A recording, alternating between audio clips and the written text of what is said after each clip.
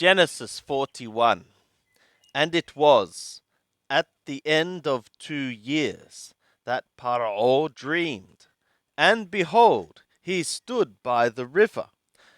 And behold, there came up out of the river 7 cows, well favoured and fat-fleshed, and they fed in the reed grass. And behold, 7 other cows came up after them out of the river, ill-favoured and lean-fleshed, and stood by the other cows upon the brink of the river.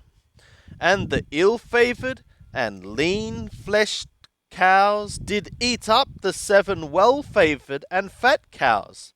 So Paro awoke. And he slept and dreamed a second time, and behold, 7 ears of grain came up upon one stalk, rank and good. And behold, 7 ears, thin and blasted with the east wind, sprung up after them. And the thin ears swallowed up the 7 rank and full ears. And Paro awoke. And behold, it was a dream. And it was in the morning that his spirit was troubled. And he sent and called for all the magicians of Mizraim, and all the wise men thereof. And Paro told them his dream, but there was none that could interpret them to Paro. Then spoke the chief butler to Paro, saying, I do remember my faults this day. Paro was wroth with his servants, and put me in ward in the house of the captain of the guard, me and the chief baker. And we dreamed a dream in one night, I and he. We dreamed, each man according to the interpretation of his dream. And there was with us there a young man, an Ivri, servant to the captain of the guard. And we told him, and he interpreted to us our dreams. To each man, according to his dream, did he interpret. And it was as he interpreted to us, so it was. Me he restored to my office, and him he hanged. Then Paro sent and called Yosef, and they brought him hastily out of the dungeon. And he shaved himself and changed his raiment, and came into Paro. And Paro said to Yosef, I have dreamed a dream, and there is none that can interpret it. And I have heard say of thee, that when thou hearest a dream, thou canst interpret it. And Yosef answered Paro, saying, It is not in me. God will give Paro an answer of peace. And Paro spoke to Yosef, In my dream, behold, I stood upon the brink of the river, and behold, there came up out of the river 7 cows, fat-fleshed and well-favoured, and they fed in the reed grass. And behold, 7 other cows came up after them, poor and very ill-favoured and lean-fleshed, such as I never saw in all the land of Mizraim for badness. And the lean and ill-favoured cows did eat up the first 7 fat cows. And when they had eaten them up, it could not be known that they had eaten them, but they were still ill-favoured, as at the beginning. So I awoke, and I saw in my dream, and behold, 7 ears came up upon one stalk, full and good. And behold, 7 ears, withered, thin and blasted with the east wind, sprung up after them. And the thin ears swallowed up the 7 good ears. And I told it to the magicians, but there was none that could declare it to me. And Yosef said to Paro, The dream of Paro is one. What God is about to do, he hath declared to Paro. The 7 good cows are 7 years, and the 7 good ears are 7 years. The dream is 1. And the 7 lean and ill-favored cows that came up after them are 7 years, and also the 7 empty ears blasted with the east wind. They shall be 7 years of famine.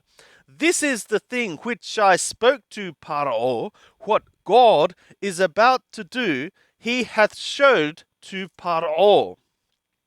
Behold, there come 7 years of great plenty throughout all the land of Mizraim, and there shall arise after them 7 years of famine, and all the plenty shall be forgotten in the land of Mizraim, and the famine shall consume the land. And the plenty shall not be known in the land by reason of that famine which followeth, for it shall be very grievous, very bad. And for that the dream was double to Paro, it is because the thing is established by the God, and the God is hastening to effectuate it. Now therefore let Paro look out a man discreet and wise, and set him over the land of Mizraim. Let Paro do this, and let him appoint overseers over the land, and take up the 5th part of the land of Mizraim in the 7 plenteous years, and let them gather all the food of these good years that come, and lay up grain under the hand of Paro for food in the cities, and let them keep it. And the food shall be for a store to the land against the 7 years of famine, which shall be in the land of Mizraim, that the land perish not through the famine. And the thing was good in the eyes of Paro, and in the eyes of all his servants. And Paro said to his servants, Can we find such a one as this, a man in whom the Spirit of God is? And Paro said to Yosef, Forasmuch as God hath showed thee all of this, there is none so discreet and wise as thou. Thou shalt be over my house, and according to thy word shall all my people be ruled. Only in the throne will I be greater than thou.